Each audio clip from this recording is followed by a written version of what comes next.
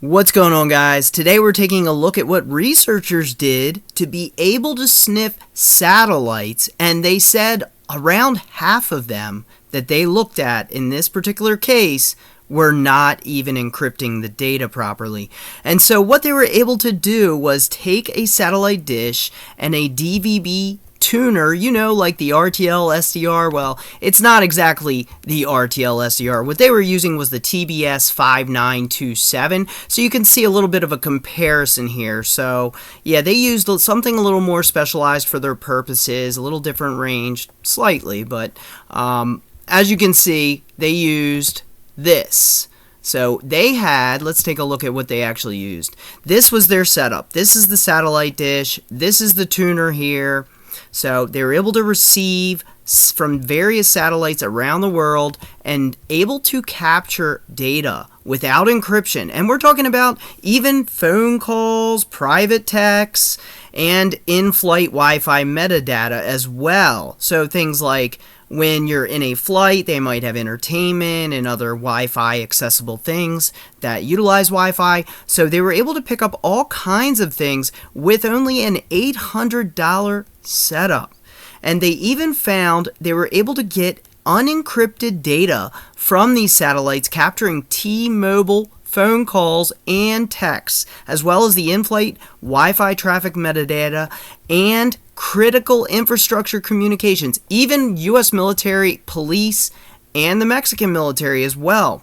And they were wondering if they committed a felony. Well, at least for those in the U.S., as long as you are simply receiving and not transmitting, it is legal to receive things. I am not encouraging people to go out and try this, not at all. You still need to look into laws if you're going to mess around with that. But as far as I know, if it's in the clear, you can sniff it in the U.S. However, it's what you do after that that matters.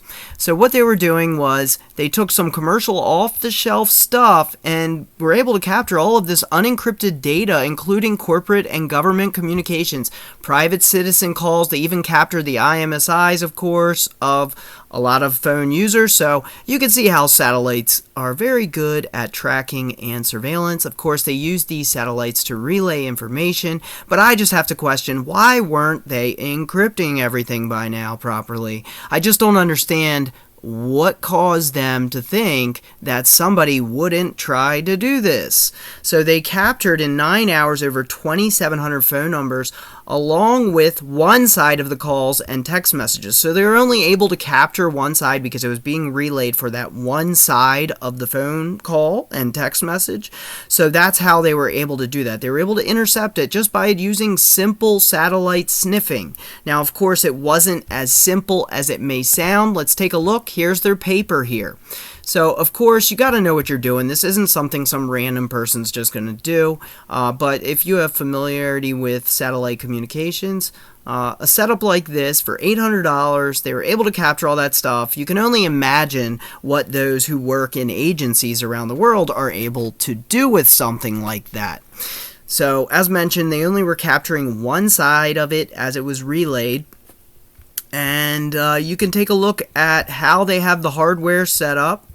You can also take a look at the way they collected the data. They documented this in detail. I'll be sure to leave a link to this, so if you want to explore this paper, and you can see, like, when you are receiving satellite, of course, you need that satellite to be in range. You have to have it at a certain time. Like, for instance, if you have an RTL SDR or a Hacker F or something like that, you can actually capture images, satellite pictures of the Earth, if you have it at the right time for your location. So if you get a setup like that, radio can be very interesting stuff.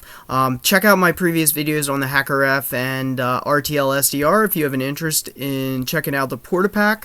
But this is unrelated to that, and the only way it does relate is through radio. Radio is the method of communication with this, and with their setup, they were able to get all of this sensitive information, including clear text, SMS messages. So this is just another reminder. Make sure you are encrypting your stuff before it leaves your computer. Always use encryption. Always use encryption. So, as you can see, they captured fragments of the Americans' phone calls and text messages from T-Mobile. There was also some from, as mentioned, Mexican Telecom, AT&T. They also were able to get some of the internal operational messages from utility companies, offshore oil and gas platforms, even, as mentioned, military and law enforcement. Now, this is all, mind you, without proper encryption. And after this was done, after they wrote this up, they actually, T-Mobile suddenly enables encryption for this. Interesting. Anyhow, it's an odd thing that it didn't have a secure way to transport to begin with, in my opinion. So here's a little diagram of just how the kind of setup they had going.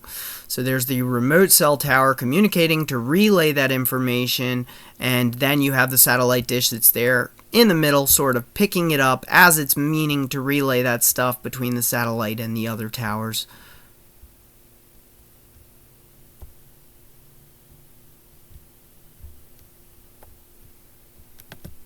Some more details on this. They were scanning IP traffic from 39 geosatellites across 25 longitudes and 411 transponders using commercial or consumer grade equipment. And about half of the signals that they captured contained clear text IP traffic.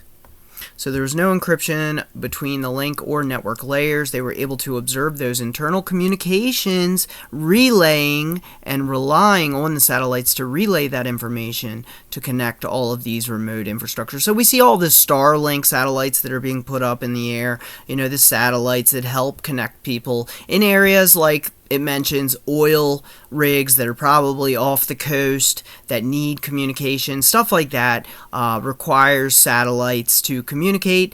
And as you can see, looks like they picked it all up, but you probably won't be doing this with an RTL SDR.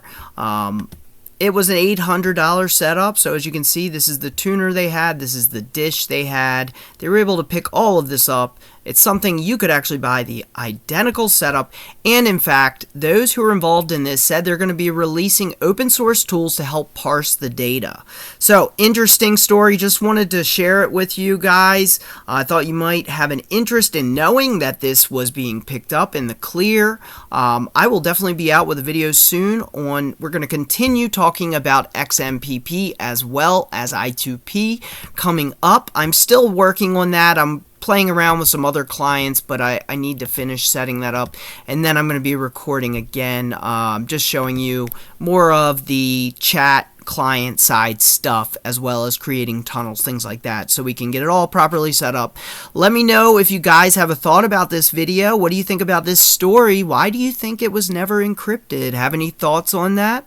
Let me know your thoughts in the comments, and make sure to share, like the video, and leave a comment. It helps to get the video out there, and I'll be back later with more on how to protect your security and privacy.